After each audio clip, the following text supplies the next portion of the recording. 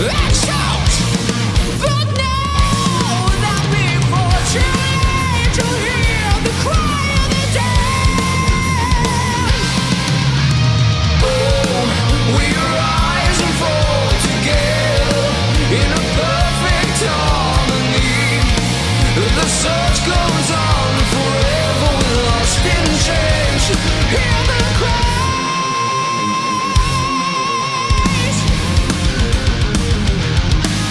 Deny the confusion. Throw away the key. Don't hide inside the cobwebs you call home. Hey everybody, what's going on? We are MetalCast, bi-weekly music discussion. Chad and Rich. And we are out of Columbus, Indiana. And we're here to talk everything rock and metal. And you can watch/listen to us on YouTube or Spotify. And questions, comments, suggestions, whatever, mymetalcast@yahoo.com. And this is our Twisted Sister episode. Oh, are you twisted? I'm twisted! So, how's it going, cuz? Oh, it's going. Another wonderful week in paradise, you know Oh, yeah. how that goes. Right? our first week of summer at work. Hey, I do like our new schedule, though. We have today off, it's Friday. Yeah. We can do our show instead of being at work. Yeah, I think it's going to save on using our days. Yes, it definitely will. So, doing 410s. Because I definitely like to have 3-day weekends. Oh, yeah. Well, I'm working tomorrow, but that's overtime, so that's all good. Right. But, yeah, this is our Twisted Sister episode. It'll be fun. Absolutely. And I know I haven't put it in there yet, but, by now I have, people watching this. But just want to point out the music at the beginning of this show and end of this show is Wings of Steel. Yeah. They're my spotlight for this episode, so we'll talk about them. Awesome band. Pretty good stuff. Yeah. Just discovered them last week. So talk about them a little later. But what all do you have for rock news? Me, nothing really have of anything. No, it's kind of silly, but a poll has found that if you want to clear out a bar, what do you think you could play to clear out a bar? Standard. Well, probably not around here. Yeah. Turn it up. Yeah. No. King Diamond or Merciful Fate. Guaranteed. Put it on the jukebox. You're clearing out the bar. That wouldn't be me. No. But Not at all. yeah, That's kind of funny. Yeah, that's what I seen that. I was like, geez. I could think of a lot more that would clear out a bar to me, or at least clear me out. Right. Yeah. So. Yeah, there's a bunch of shit comes on the jukebox. Clear me right out of the bar. Yeah. No doubt. Well, I only have a couple things. Like we've been saying for a while now, there's rock news is lacking. Oh, that's all right. Seems It'll like. come back. But that's all good. Yeah. Charlie Collin, he's a founding member of Train, was found dead at 58. 58. Yeah. They said the date of death is unknown. He was house sitting for a friend, and he slipped in the shower. Son of a bitch. Yeah. Slipped in the shower and hit his head, and it killed him. So when the friend came back from their vacation, He found his buddy dead in the shower. found him. What the fuck? Yeah. pretty crazy. Wow. Yeah. So that's why they don't know exactly what date he passed. Right. Yeah. So I was just like, man, that's crazy. I know it sounds bad. The water running though, huh? So well, they didn't say. I Right. mean, I just happened to see the news. I think it was on Facebook. Uh-huh.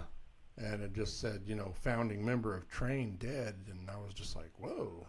And I saw his age, and I was like, so I clicked on it, and yeah, I was like, holy shit, what a fucking shitty ass way to die. Man. So young. How I mean, just sitting for your friend. just slipping You're in the slipping shower. in the shower. What does friend leave behind that he slipped on? Yeah, well, I guess it was just, No, it's tub. The tub you slip. wow. Water in the tub, so. You think that friend he'd do a remodel? Ugh. I know, that's bad. Yeah, that's pretty crazy. It's pretty Wow. shitty. Yeah, that's 58. Damn it. Yeah. So, R.I.P. Train was big. What was that? Late 90s? Yeah. Mid 90s? Something? Yeah. But the only other thing I have is Alex Van Halen in the news. Oh, nice. Yeah. He's selling a bunch of his shit. Yeah, that auction you was talking about. Yeah, doing an online auction.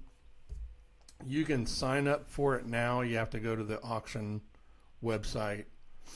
It looks like there's some cool shit on there. Oh, there's some awesome stuff on there. I mean, I kind of highlighted some things. The auction is June 1st to June 9th. Mm-hmm. That's coming up tomorrow. Yeah. So by the time people are seeing this, there's still going to be a couple days or so left for the auction. So it says it features over 350 lots. 300. Wow. With drum kits, snare drums, road cases, cymbals, gongs, sticks. Oh, wow. His record awards from the record industry. Really? You can buy those because I saw some that were presented to him. There were a couple on there that was presented to his parents. Right. And it has his 5150 tour kit and his 2015 tour kit for sale, for auction. The 2015 tour kit was the last one he used live. Oh, really? Yeah, that was the last kit he ever used. And for people that know, that saw it, but it was one of my spotlights.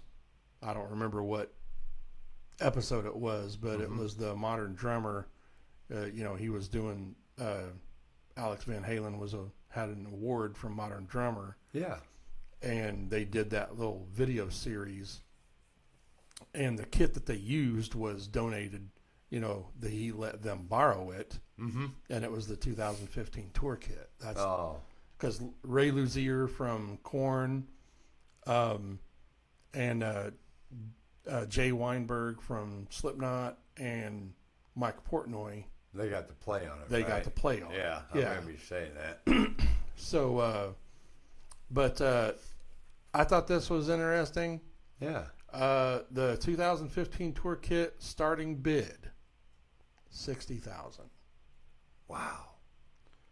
60 grand. 60,000. How many piece? That one, I believe, is like a 8 or 9 piece, but you got to remember the bass drums on there are basically 2 bass drums put together, like in in front of each other. Yeah. So, he's always had awesome, massive kits. Right. And I can't remember which one was. I know one came with the cymbals and the other did not. Really? I think it was the 5150 tour kit that didn't come with cymbals. Damn. But the other one, the cymbals that do come with it, It has the VH logo on it. Oh, and wow. everything. I mean, and the heads on the 2015 tour kit had the logo, the VH logos on them. Right. But the 5150 tour kit, starting bid, $75,000. Damn. Yeah. That's a lot of fucking money. Fucking For a crazy. set Man. of drums. Yeah. Fucking crazy. And just as big of a kit. That one it's pretty crazy. It's the one that has like those horns, the horn speakers in the front of the bass drums. Okay. So, and it's just got like, a bunch of extras and stuff that come with both of the kits. Yeah. Even has the road cases that they were, that they travel in. Mm-hmm. So, man, it's crazy. I mean, I signed up, so I don't know if I'll be able to afford anything. Right. Because I was looking at some of their starting bids, and there are some things that are, I think the lowest starting bid for some things was like $50. Right. Which that's not crazy. I mean, that was like for signed heads, drum heads. I signed up for that. I signed up for, like, there was these cassette tapes. Yeah. And they were sealed. Oh, wow. And they were from his personal collection. Yeah. And there was like, I think 7 or 8 of them. And there was numerous Van Halen 1 sealed cassette tapes. And then there were 1 or 2 1984. Wow. Yeah. That'd be pretty cool. Yeah, I think the starting bid for that was like 50 or 75. Yeah. But, he's got drumsticks on there. So, I mean, it's not just a rich man's auction. Right. So, because, there's some stuff that you can get, because there were numerous $50 drum heads. Yeah. There were numerous drum heads that they had on there. Yeah. That wasn't just one. Right. So, it's really cool. So anybody want to check that out? Right. Get online and register. You can look at the whole lot that they have right now before June 1st. But of course, you're not going to see this until after that. So, right. But you'll still have a couple of days. The auction doesn't close until June 9th. So by the time you see this, you guys, whoever's interested, and still check it out and have time to bid on something. Spend some of that rock and roll money. Yeah. So, I mean, I hope I get something. I mean, because he's like just one of my all-time major influence. Yeah. So, Cool. the dude's a genius. But anyway, that's all I have for rock news. All right. So Awesome. the next thing we got is the birthdays. The birthdays, right? Let's see what we got here. Really not a whole lot this round. Oh, really? But yeah, there's some fucking big names too. Starting off June 1st, 1947, Mr. Ronnie Wood. Oh, Ronnie Wood. Rolling Stones. Yep, the Rolling Stones. And June 2nd, 1941, Charlie Watts. Oh, nice. Also Drummer. the Rolling Stones. Rolling Stones. R.I.P. R.I.P. Also on the 2nd, 1980, Fabrizio Moretti. Sound familiar? It does sound familiar. Mm-hmm. He's the drummer of the Strokes. Okay. Fabrizio. Hey, Fabrizio, hit that beat. Fabrizio, hit that beat. Febreze. Does he smoke it? And, Troy will like this one. On the 3rd. Oh, the guy that hates me? The 3rd, Kerry King. Celebrate his birthday, 1964. Yeah. That's the same year as Robin, my sister. 1964. Yeah. On the 5th, Nico McBrain. Drummer, Iron Yep. Maiden. Yep. Fucking awesome drummer. Yeah, he's not even the original drummer. Oh, he's not? Nope. His first album was Peace of Mind. Oh, was it? Yeah, what was that, 82 or 83? Yeah. Something like that. Early 80s. That's like we need to do an episode for them sometime. Oh, absolutely. Yes. I'm not like a major fan of Iron Maiden. I mean, Dude, I give them all the props I can, because they really set the standard for heavy metal back then. I mean, they were, because when I first started getting into the heavier stuff, I mean, they were one of the first bands that I listened to. Right. Because, I mean, I think Peace of Mind was my very first album that was my introduction to Iron Maiden. Oh, really? Yeah. Wow. Because Dwayne, my brother, had the tape. Yeah. And I just remember looking at the cover. Yeah. I was like, man, this is fucking cool. Right. I was like, this is wild. Yeah. Kind of scared me a little bit, Eddie was, all that stuff was before Metallica and Megadeth, and so they came in and I think they set a standard for speed metal, for all that. Yeah, I mean they deserve a show. We'll give well, them yeah, one. they were definitely a big part of the new wave of British heavy metal. Yeah. Movement, or whatever you want to call it. Right. But I mean they're great. I'll definitely give them the recognition that they deserve. Right. But my two favorite albums are Peace of Mind and Power Slave. Oh, really? Yeah, Power Slave's probably my favorite. Yeah. Yeah, that was mid '80s. Yeah. Yeah, that awesome stuff. But their mascot Eddie, he's iconic. Oh yeah, absolutely. Yeah, I love their album covers. Yeah. So fucking awesome. But anyway, There you go. moving on. Iron Maiden. On the 7th, shit, there's a bunch of them on the 7th. On the 7th, 1967, Dave Navarro. Oh, Dave Navarro. On the 7th, 1917, Dean Martin. it's going back a bit. That's going back a ways. Yeah. A little bit. I don't think he ever played an instrument, did he? Piano? Is he a pianist? I don't even know. He was if more it of a that. performer, entertainer. Yeah, singer. Actor. Right, yeah. But, so, on the 1940, Tom Jones. Oh. 1958, Mr. Prince. Prince Nelson. Yeah. Prince Rogers Nelson. And on the 8th, Bonnie Tyler. She's pretty fucking awesome. On the 9th, Mr. Les Paul. What year was he? 1915. He's the oldest one we got, 1915. Dean Martin was 17, he's 15. Yeah. 1949, on the 11th, Frank Beard. Oh, drummer is ZZ Top. Yeah. Only one without a beard. Right. On the 12th, 1951, Bunny Carlos. Bun E. Carlos, drummer of Cheap Trick. Yeah.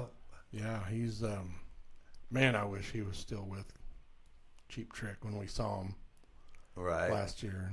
Yeah. There's another one where they're in stupid fucking lawsuit shit and then suing each other. Mm-hmm. Bunch of dumb shit. On the 12th, we have 1977, Mr. Kenny Wayne Shepherd. 77? 77. He's badass. Yes, absolutely. And 1972, Twisted Sister was formed along with Styx and Van Halen. That was also formed that year. Yeah. That's pretty cool. Hell yeah. A bunch of bands, really formed together early 70s, maybe right at the late 60s, early 70s. Yeah. A ton of them come together. Oh, yeah. Hell yeah. So, there we go. That's the birthdays. Birthdays. Yeah. Well, I don't think I have the next. Moving on to our. Do we have any new releases or anything? I didn't find any. Really? I didn't know if you had any. No, not particularly. I guess I can. The only thing I seen was something Bon Jovi's putting out. But Jovi. I read something to where he was saying that he's doing some kind of vocal therapy or something. I don't know. But they were talking something about possibly getting the band back together. And, well, I keep hearing Richie Sambora's coming back, but or wants to come back. Or, yeah, I don't know. But who knows if Mr. Jovi, Bon Jovi, will be able to get his voice back. You know. Who knows? Yeah. Steve Perry's trying to get his back. He's putting out something new, I do believe. Yeah. Well, Yeah. he's with that band. He recorded that. Mm-hmm. Or that was the last Spotlight. episode. Yeah. Yeah. Because they did the Effect. Yeah. Was the name of them. It's Steve Lukather's son and Phil Collins' son band. Yeah. So, but we don't have any new releases or anything. Moving on to our spotlights. Okay. What we got? What you got? Well, my spotlight, as I kind of mentioned them earlier, a band based in Los Angeles called Wings of Steel. Wings. Yeah. They formed in 2019. They have a 5-song EP released in March of 2022, and then a full-length album called Gates of Twilight released in 2023. It's a 10-track. I listened to both in full. They're awesome. It's old school hard rock and metal from the 70s and 80s. Right. That's kind of, their description. And they're just super, super awesome. Yeah, they sound great. I listened to some of it. Did you? Yeah. Oh, yeah, I remember. And shout out to the guys, thanks so much for, I reached out to them and kind of been talking to them back and forth, email. Yeah. And they sent us some music. Right. That's cool. Yeah. So we'll be definitely using that. That's in post-production with this episode when I edit it. That's what you're going to hear at the beginning and the end of this episode is Wings of Steel. So they're great. Go check them out. They, check out all they're on Facebook. They have a website. I'll have all that in the links in the description and everything. And they're awesome. They're an independent band. They're not backed by a label or anything. So I know they just went over to Germany and had some shows. That's cool. They're trying. They did tell me they're gonna be in the Midwest and on the East Coast sometime in the near future, but they just didn't know exactly when. That'd be a nice show to see. Yeah. So as soon as they can come, as close to us, we'll definitely go because. Right. And if it turns out that they don't, because they've already said that we could do an interview. Right, yeah. So have another interview up. And if we can't actually meet up in person, if that doesn't pan out, they said that we could just do it online. Awesome. So we can get that set up somehow. Zoom? Yeah, Zoom. However, or I don't know. Google Meet or I don't know exactly how to do that yet, but I'm sure I can figure it out, and it's not hard. So, because I've never done that before. But anyway, Wings of Steel, badass band. Yeah. Great vocals, great drums, great guitars, great everything. Yeah, sounded awesome. Dude. Great production. Mm-hmm. So yeah, check them out. And so what's your spotlight? My spotlight is a book I come across, and it is called Drums and Demons. It is the tragic journey of Jim Gordon. I'd never heard of the guy. I'd never even heard this before. Yeah. He was like a sessions drummer back in the 60s, 70s, 80s. But he's a very interesting individual. They say he was a great drummer. Everybody wanted him to play for him, kind of probably along Kenny Aronoff type, Yeah. He was probably the Kenny Aronoff before Kenny, Yeah. So, and at some point lost his fucking mind, went crazy, ended up killing his mom with a fucking hammer and a knife. That's crazy. And he has spent the rest of his life in some kind of fucking mental hospital. Jeez. But the book sounded cool. I guess they do a journey all the way through his life, everything he was involved in, and the trial and all that stuff, and Right. and eventually dying in prison. Yeah. So it's called Drums and Demons: The Tragic Journey of Jim Gordon. I said, anybody out there likes to read, listen to us, check it out. Yeah, I'll definitely check it out sometime. Right. Yeah, that's pretty cool. So, well, yeah, check those out, everybody. And Wings of Steel. And next thing is you got some upcoming shows. I do. There is some stuff going on out there. In fact, I have an upcoming show Tuesday. Going to see Stevie Nicks. Nice. Tuesday. Yeah, it's going to be cool. At Cambridge Fieldhouse. Anybody? Well, you guys. This will air after the show, so it don't. Right. Well, next show you can tell them all about it. Yep. It'll be awesome.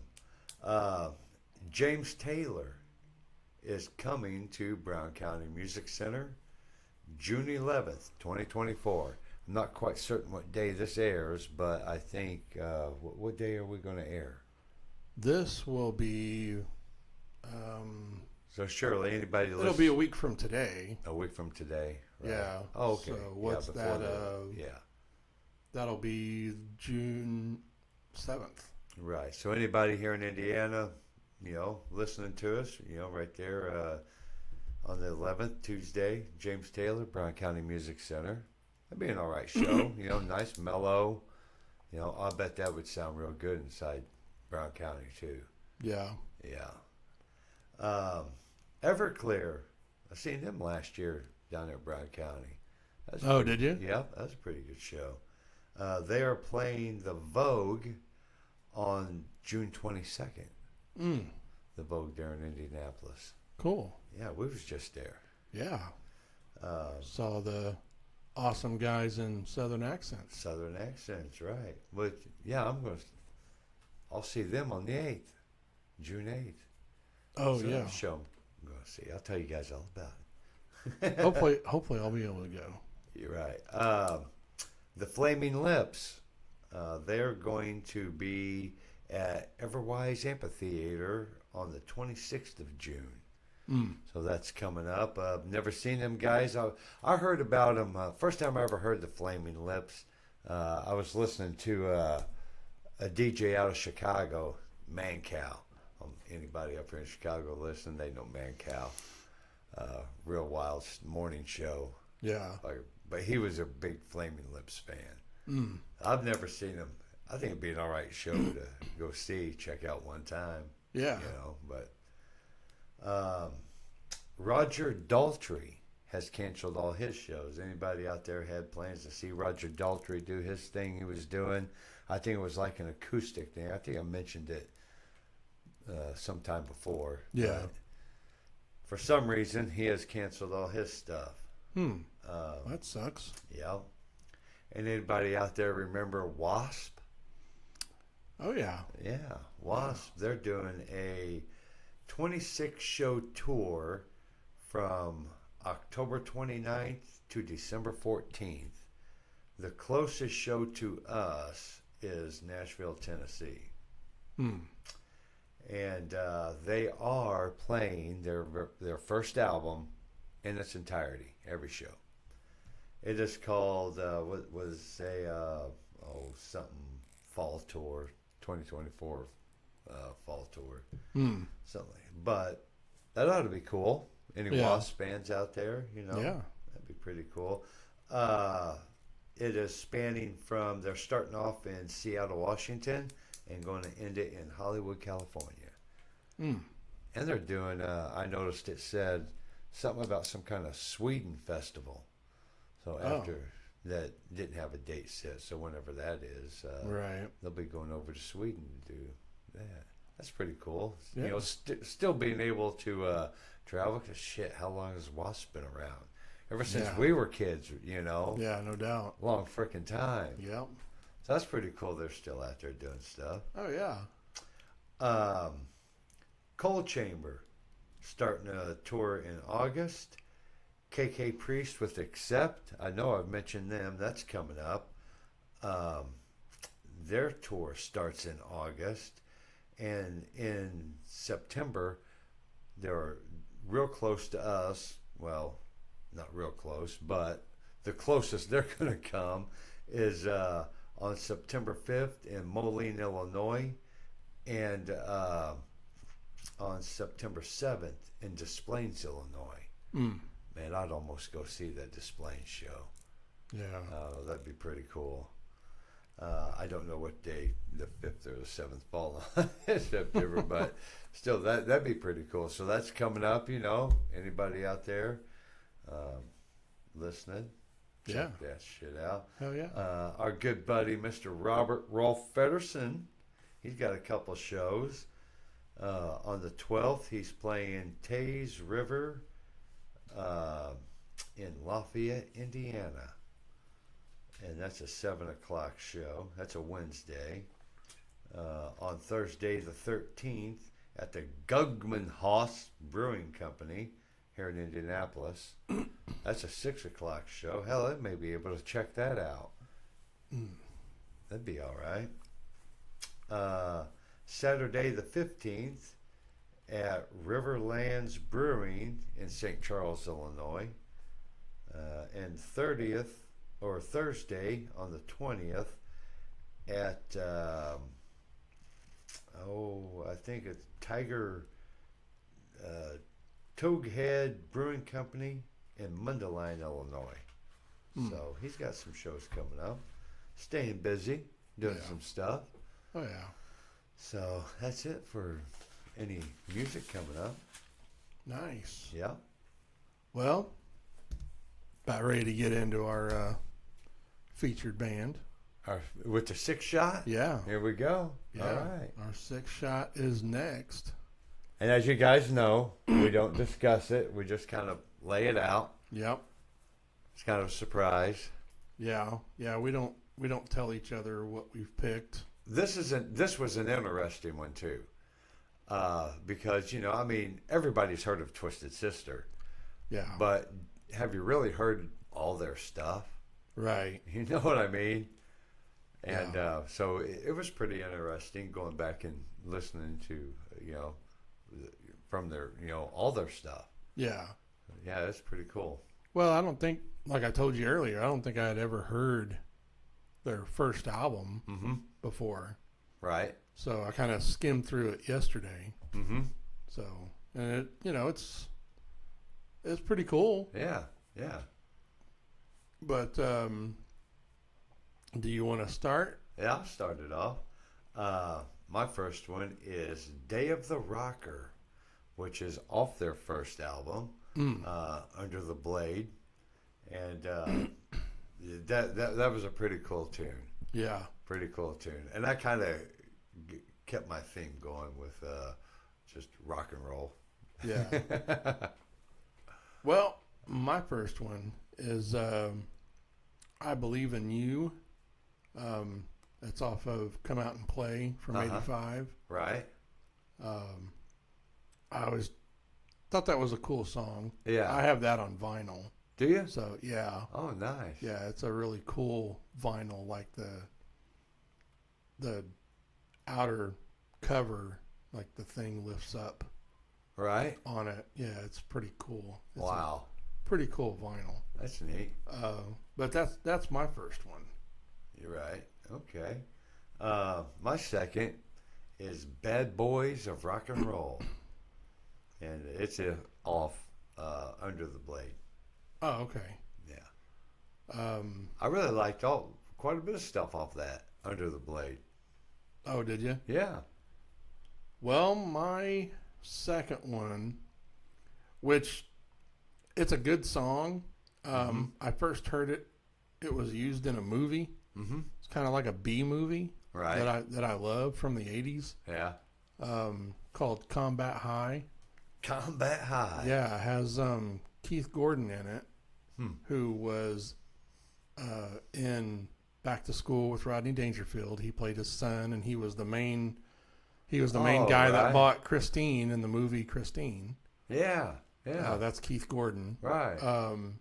And he played in this movie called Combat High. Okay.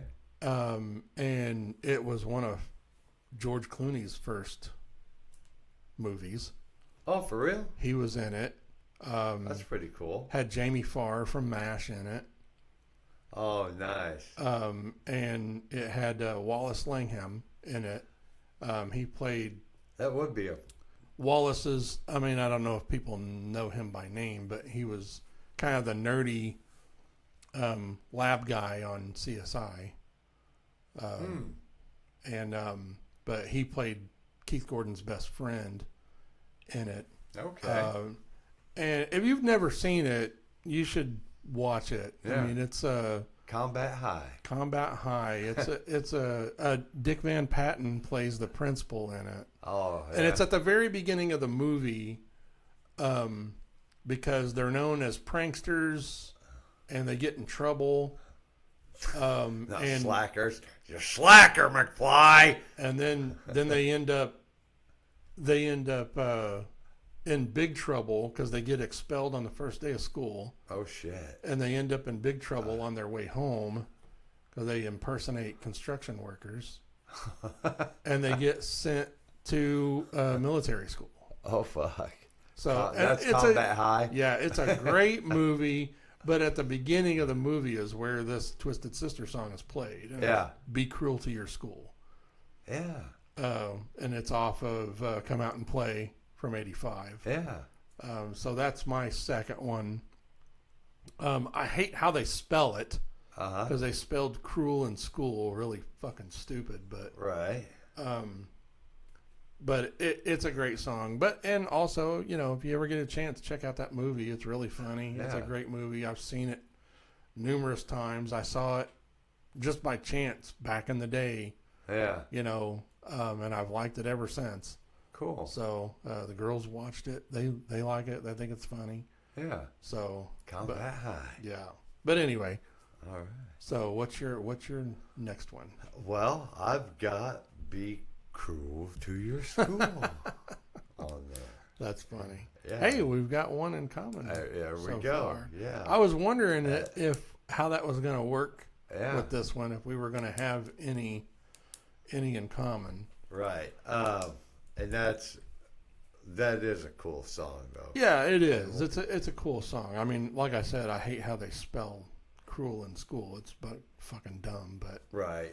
And if you listen to the lyrics, it's really about rock and roll. Yeah. They're gonna rock and roll the school down. Right. Yeah. It'd be cruel to your school. Right.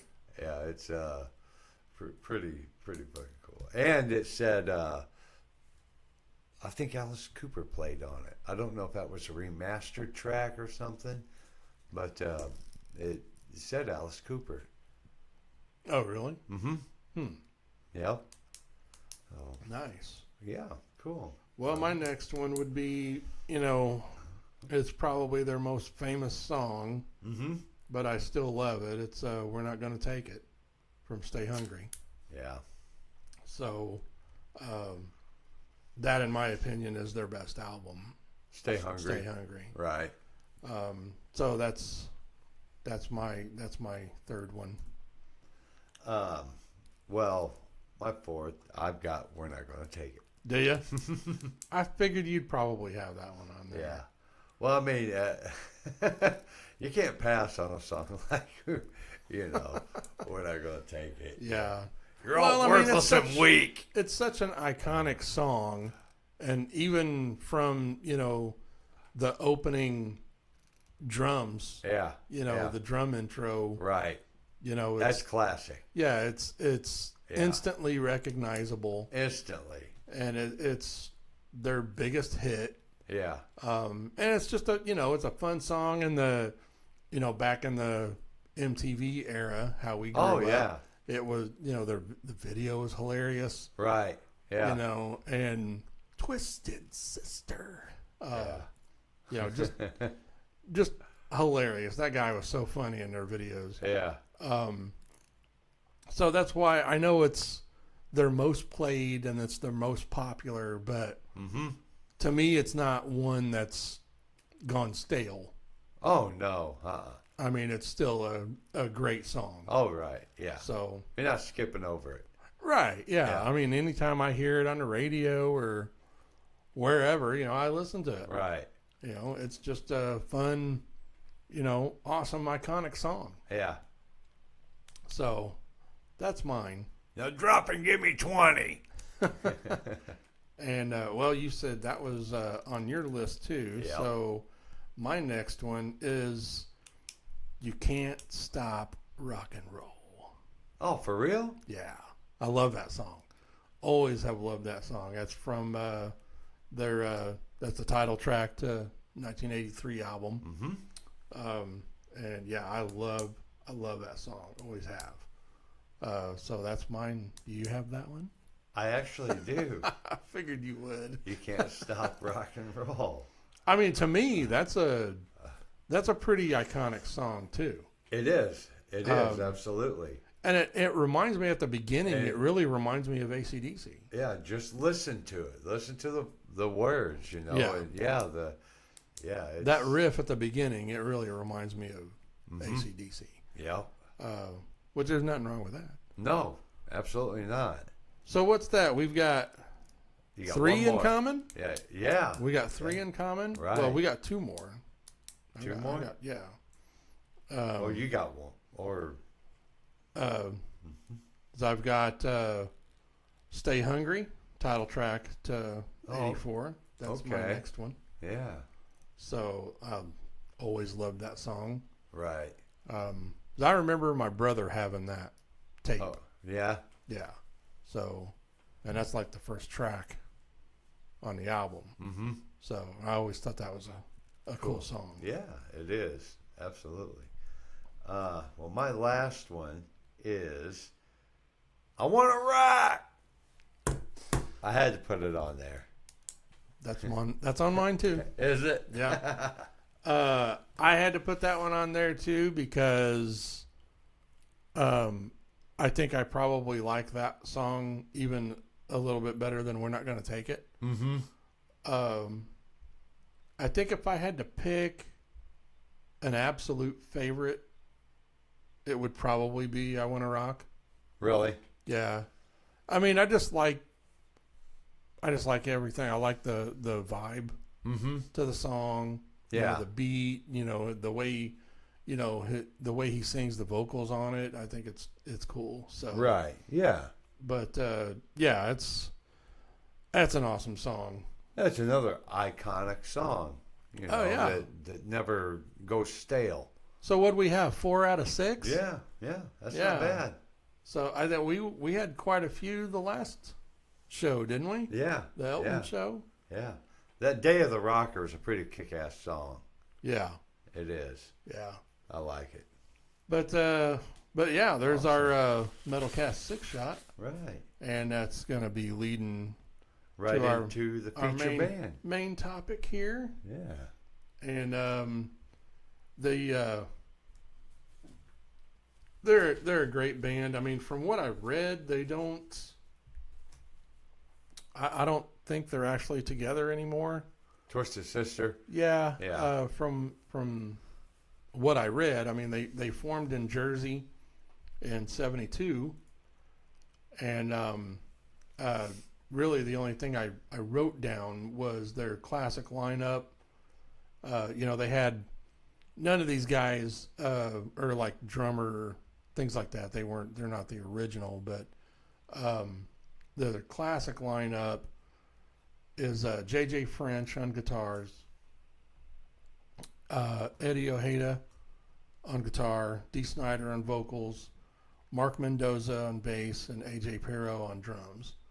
And those were the guys that you saw, on their videos. Right. And great band. They were all great in their own right. And I just wanted to mention AJ, the drummer. He passed in 2015 of a heart attack. He was on tour with Adrenaline Mob. He had actually replaced Mike Portnoy as a drummer. Okay. Right. In Adrenaline Mob. It's they found him. I think they said on a tour bus, so it was like a apparent heart attack. Damn. So that really sucks. I know Mike Portnoy had played a show with Twisted Sister, and I believe Rick told me this. Because it's on DVD.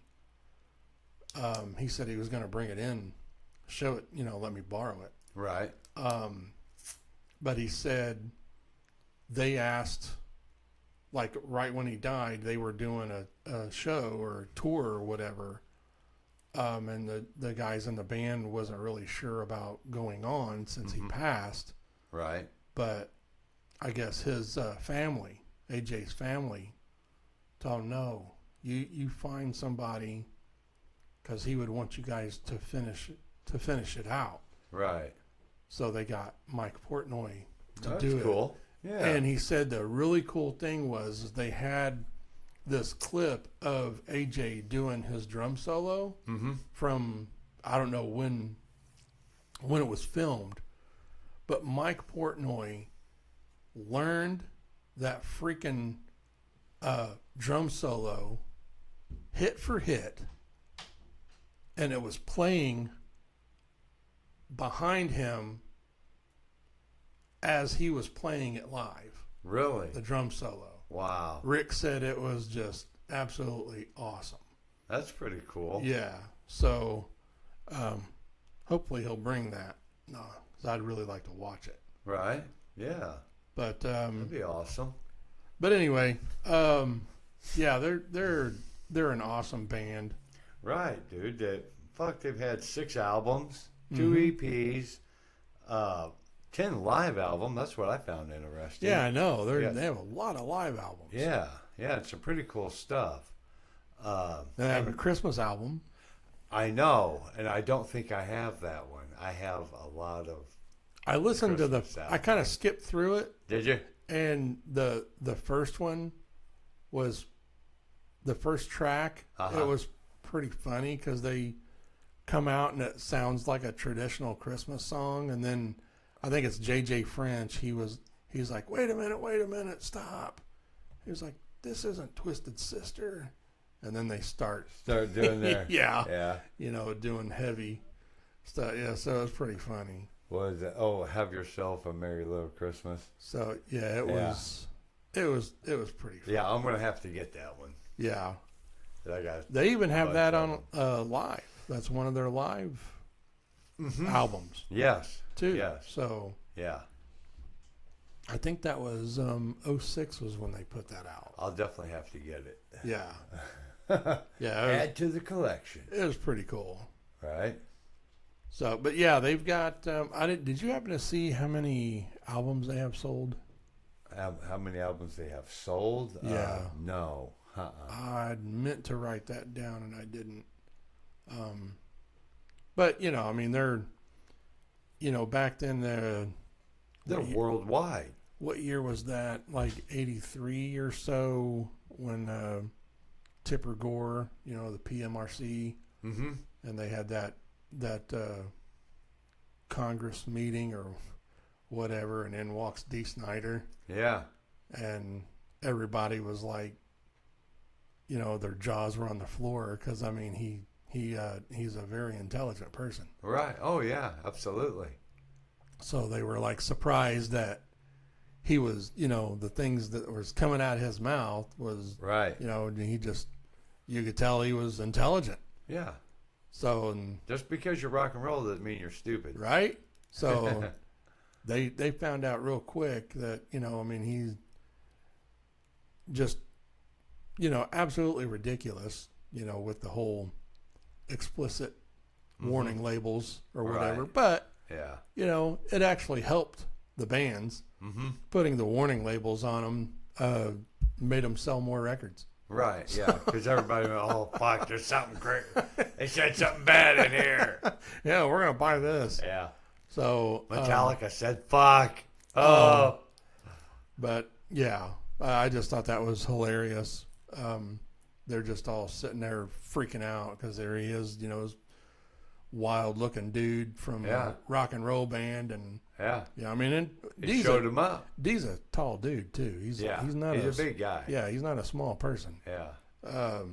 So I'm sure that was pretty wild to see. I wish I could have been in the in the audience of that, just watching that unfold. Yeah. That would have been hilarious. But anyway, I've always thought that they were very entertaining. Dee actually has a good voice. He does, and still does. Yeah. Because I think he does that thing with Eddie Trunk, the Cruise. Oh yeah. Yeah. Yeah. So he does. He's still out there doing things. Right. Yeah. Yeah. They're definitely were a big part of 80s rock and roll. Yeah. Yeah. I mean, you can't really, when you're talking about MTV and, hard rock from that time, there's no way you can leave them out. Oh, no. They had a very They big, were played on Headbangers Ball. Oh, yeah. I mean. Well, hell, even their videos were played on just regular MTV. Right, yeah. I mean, they had some of their, I Want to Rock and We're Not Going to Take It. They very extremely popular. Well, if you made it on Headbangers Ball, you was like considered, heavy metal, rock and roll. Yeah. Well, this is, Yeah, and I mean, their videos were hilarious. Yeah, yeah. Just so funny. They did a great job. They did. All around. I mean, when I first saw them, it was kind of, because back then you got to think of the time. Mm-hmm. They were a bit extreme. Yeah. The way they dressed, their makeup, how they looked. JJ French, he always wore those dark aviator glasses and always seemed like he was almost like a mannequin. Right. Yeah. But I mean, well, that's what it was kind of like when Guns N' Roses first, when Welcome to the Jungle played on MTV for the first time. You was like, what the fuck is this dude? Yeah. What the fuck and are him these guys? moving around the way he was. Yeah. Yeah, it was definitely different. Right. I mean, nothing surprises me anymore. Right. No. It seems like everything's been done. Yeah. Yeah. And a lot of the guys that did it were, from the 80s. Yeah. 70s and 80s. Yeah. And Twisted Sister was a big part of that. Dee Absolutely. Snider was a big part of that. Absolutely. They called him a cross-dresser or what. I mean, it's like, okay, whatever. Yeah. But they were just trying to stand out. Right. And they did. Yeah. It helped them drive album sales. It Right. helped There's them, different ways to market. You know. it helped them sell concert tickets. Absolutely. I mean, you know, they did a great job with marketing themselves, and Right. of course, you know, back then they had a major label backing them and putting money into them. Right. So, you know, that it was great.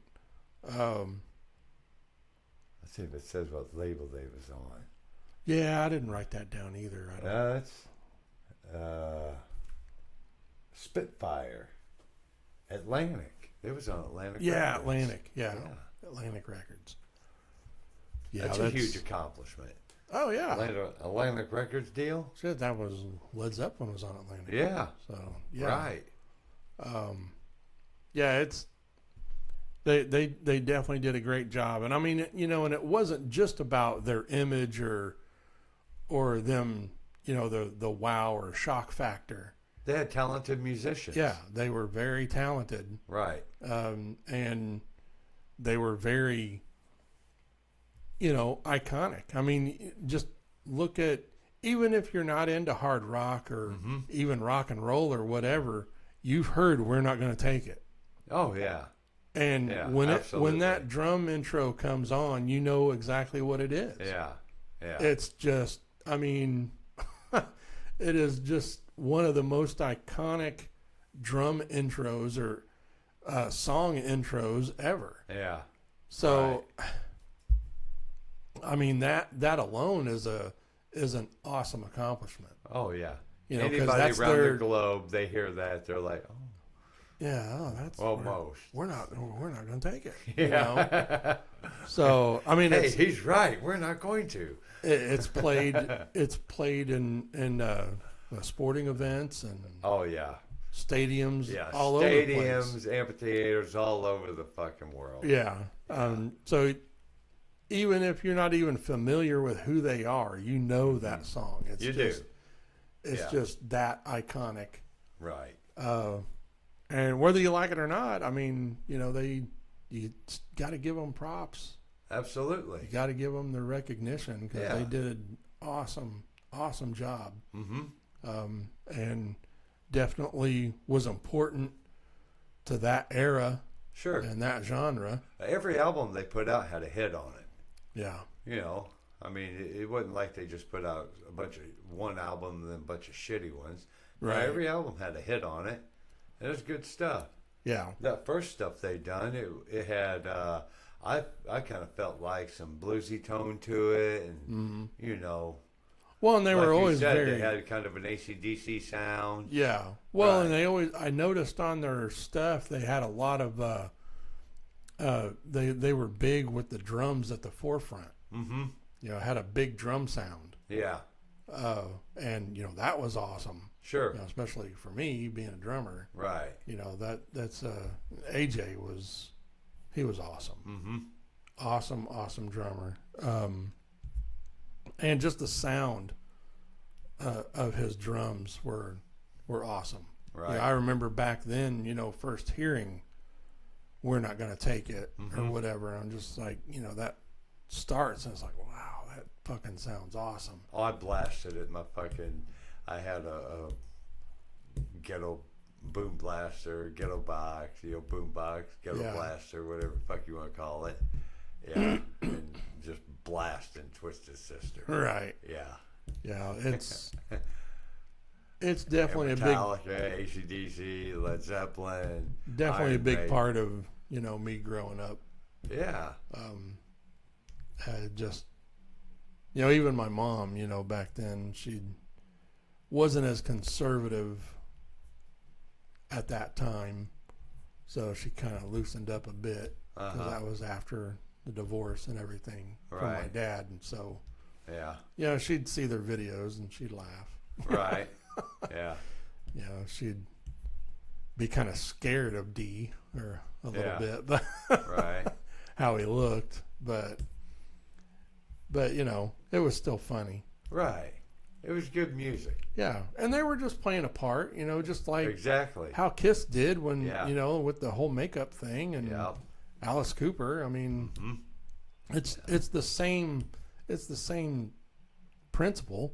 Absolutely. You know, it's the same formula. Yep. You know, they're just trying to get their niche. Mm-hmm. Yep. And they did. Right.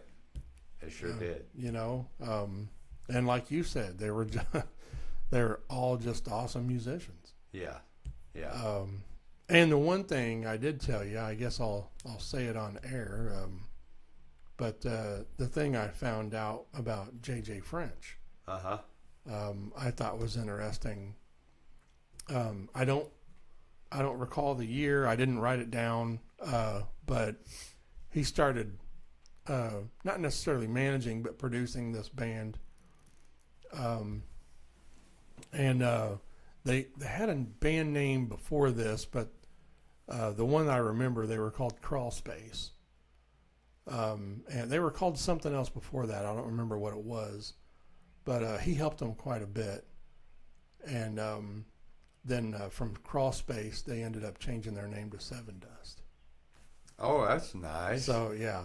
So that's pretty cool. Right. I didn't know he had anything to do with them. How'd you go from Crawl Space to Seven Dust? Yeah, I don't know. But I just thought that was cool as shit. Yeah. I didn't know he had anything to do with them, but I guess he had helped them out for a long time.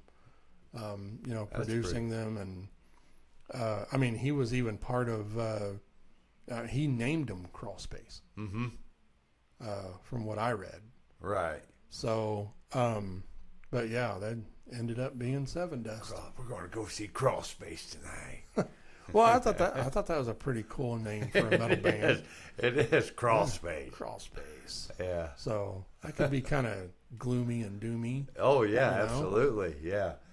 You're gonna see some gloom and doom in a Crawl Space. Right. So, I mean, that's where all the bodies are. That's right. Yes. Yeah. But yeah, I thought that was an interesting fact about J.J. French. Cool. And I didn't find anything about it, but I have heard he had also produced Stabbing Westward. So.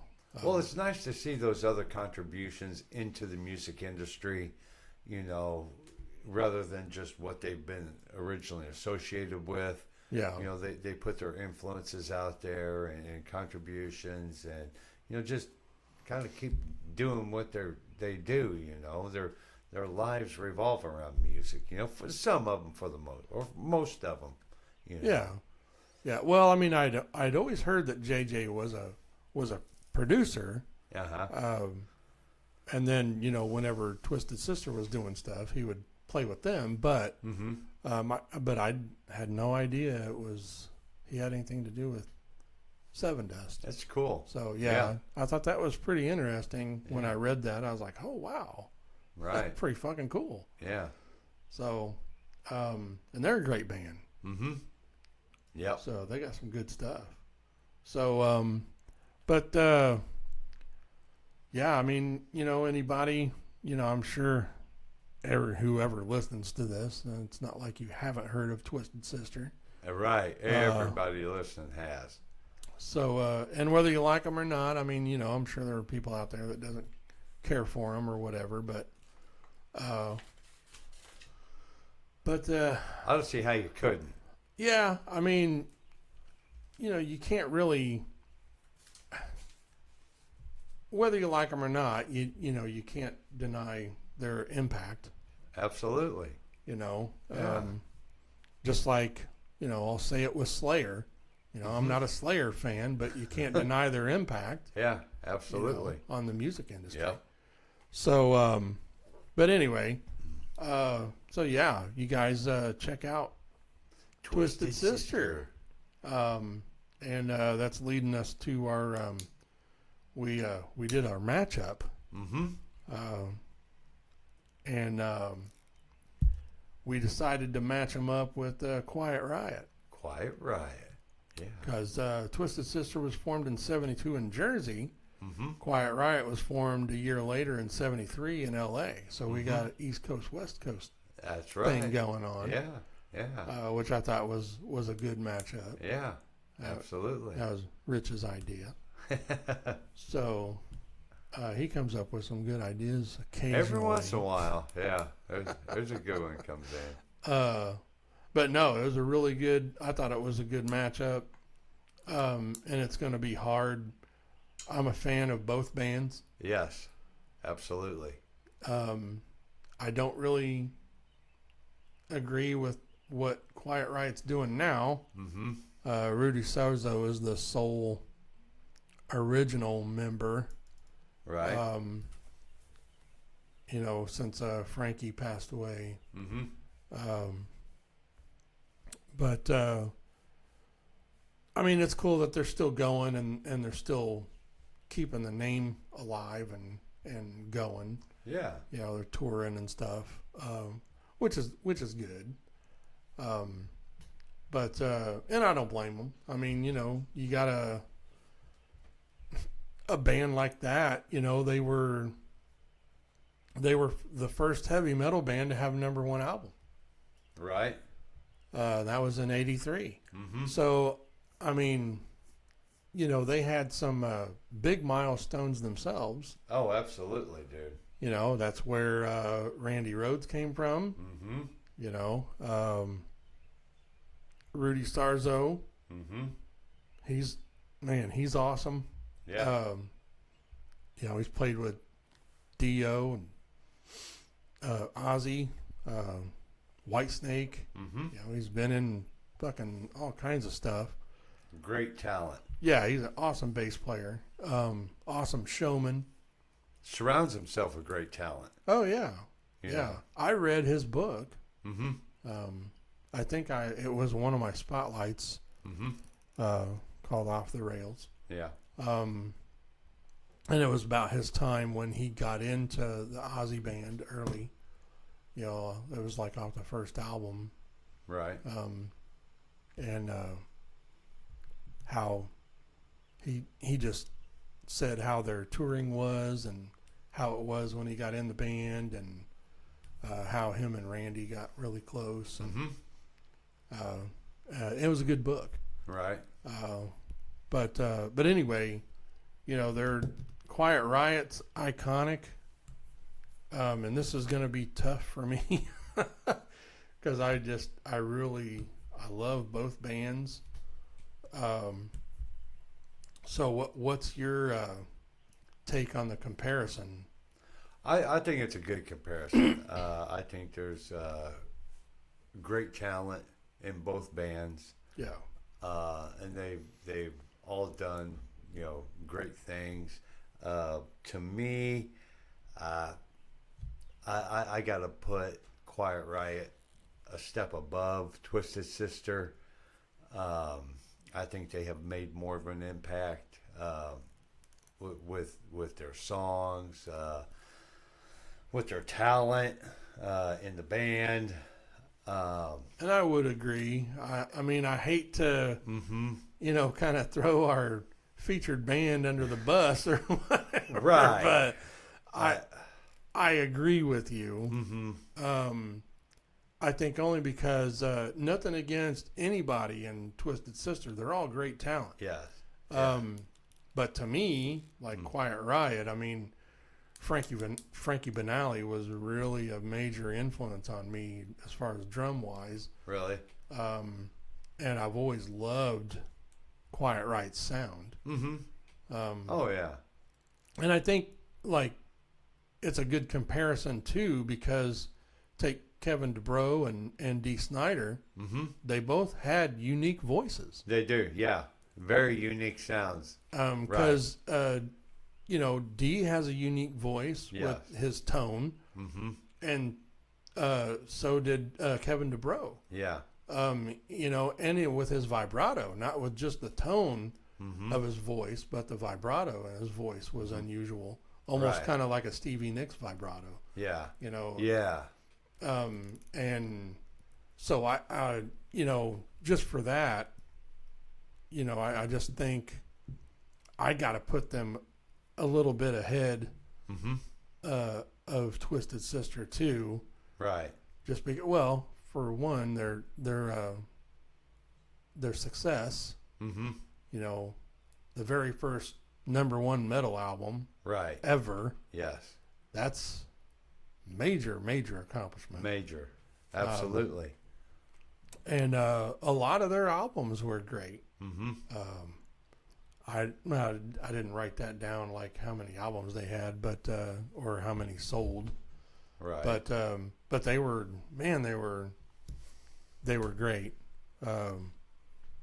Awesome talent. Carlos Cavaza, he was the guitar player, and I would say the classic lineup of Quiet Riot. Right. He's a great guitar player. Mm-hmm. And then of course Frankie Banali, Kevin DuBrow, awesome freaking singer. Listening to their older stuff, I was, when I first started working where we work at the school, I was working second shift, and I put my earbuds in and just, listen to music while I worked. Right. And I'd just have a playlist going, and had the song Condition Critical come on.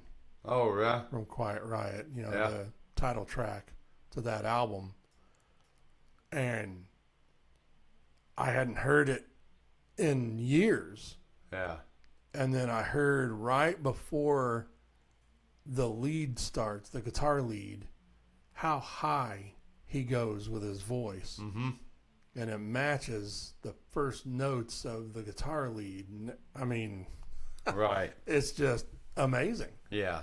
I was like, wow. I mean, it just blew me away. Mm-hmm.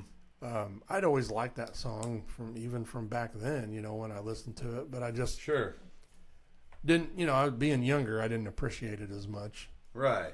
But yeah, I mean, he was awesome singer, and he could really get up there, high register. Right. So, I guess, we both did our picks. Yeah, I'd take Quiet Riot over Twisted Sister. Yeah. I mean, just, I don't know by how big of a margin, but probably not much. I mean, right.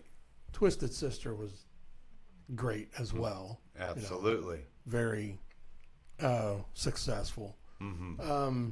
But I don't know. I guess I just kind of like Quiet Riot's vibe and their sound a little bit better. Yeah. Right. I did listen to them a lot more even back then. Than I did Twisted Sister. I did too. So, because I remember I think I only had Stay Hungry. Yeah. On cassette, but with Quiet Riot, I had Metal Health, I had Condition Critical, I had QR3. Yeah. I mean, I remember having Metal Health on cassette. Yeah. Absolutely. Yeah, just awesome stuff, man. Right. Yeah. And I thought that was a really good matchup. Absolutely. With them. They, so, well, you guys let us know. Let us know what you think. And my buddy Troy, I think he's wanting to figure out how we can interact, with communication. Like, they pose a question, respond, we respond, or, we throw something out there, they respond, something like that. Maybe we can incorporate something like that. Well, I mean, it could be just something as simple as email. Yeah, right. Just email us a question, and we can let them know. We could email them back and say, okay, hey, we'll do this question on the next episode. Yeah. Whatever. That wouldn't be a problem at all, since we don't. Right. We don't do this live. It's recorded. Right. So. Yeah. But yeah, we can definitely do that if people want to do that. Yeah. Almost anything you guys want to do. Yeah. Well, I mean, guys ask us questions or, whatever interaction. Feel free to. Has to do with music and specific bands or artists or musicians or whatever. Right. Yeah, just let us know. So that's mymetalcast.yahoo.com. Yes, absolutely. So that's coming up to our closing here. And our next show topic is Billy Squier. Billy Squier. Yeah. So that's going to be awesome. I love Billy Squier. Always been a huge, huge fan. Yeah. So that's our next show. We're going to give you guys some groovy stuff. We're going to give you some rock and roll stuff, and then I think we can lay out some real good metal stuff. Yeah. Start laying. Have another couple months, maybe up until Halloween. Kind of lay some stuff up until Halloween. Well, we need to figure out when we're going to do our 60s era, because we did our 50s. Yeah, we have to throw that in sometime soon. Yeah. So hopefully you guys out there, I think that's going to be fun. That will be, yes. All the eras are going to be pretty cool. Oh, yeah. And do a hired guns show, Right. Yeah. All kinds of shit we can run into. Oh,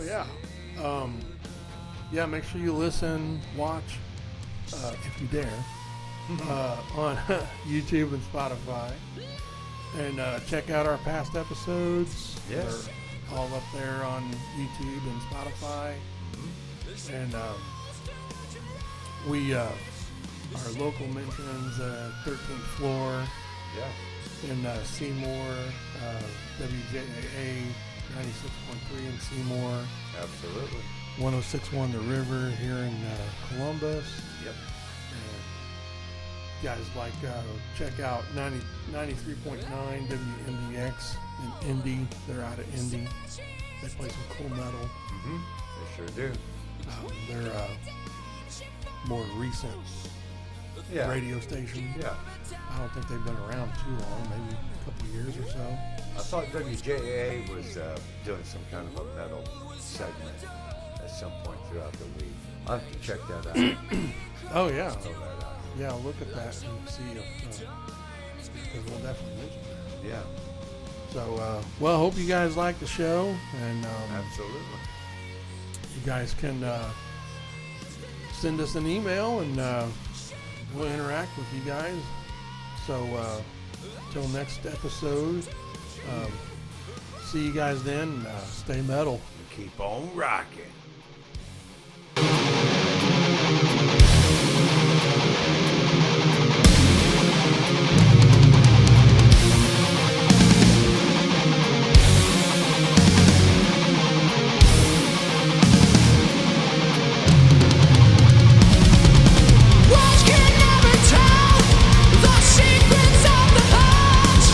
Living for his pleasure, she always plays the part.